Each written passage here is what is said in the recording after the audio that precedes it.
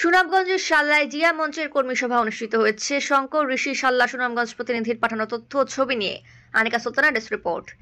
সুনামগঞ্জের সাল্লা উপজেলা জিয়া মঞ্চের কর্মী সভা অনুষ্ঠিত হয়েছে। শুক্রবার সাল্লা উপজেলা বিএনপি কার্যালয়ে এই সভা অনুষ্ঠিত হয়। সংগঠনের আটগাঁও ইউনিয়ন শাখার সাবেক ভারপ্রাপ্ত সভাপতি মোহাম্মদ শান্ত মিয়া সভাপতিত্বে কর্মী সভায় প্রধান অতিথি ছিলেন সুনামগঞ্জ জেলা জিয়া মঞ্চের আহ্বায়ক সুলতান মাহমুদ সবুজ।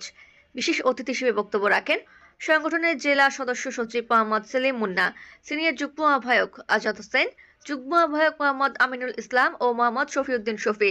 সাল্লা উপজেলা যুবদলের আহ্বায়ক আব্দুর রাজ্জাকের সঞ্চালনায় কর্মী সভায় স্বাগত বক্তব্য রাখেন উপজেলা কৃষক দলের সদস্য সচিব হাবিবুর রহমান হাবুল।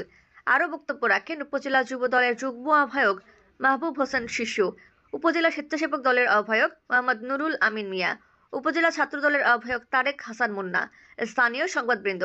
উক্ত আলোচনা সভায় সর্বসম্মিলিত ক্রমে সিদ্ধান্ত অনুযায়ী আগামী এক সপ্তাহের মধ্যে সাল্লা উপজেলা 31 সদস্যের আহ্বায়ক কমিটি তালিকা সুনামগঞ্জ জেলা জিয়া মঞ্চ কমিটির নিকট হস্তান্তরের সিদ্ধান্ত নেওয়া হয়। পরিশেষে সভাপতির বক্তব্যের মাধ্যমে সমাপ্তি ঘোষণা করা হয়।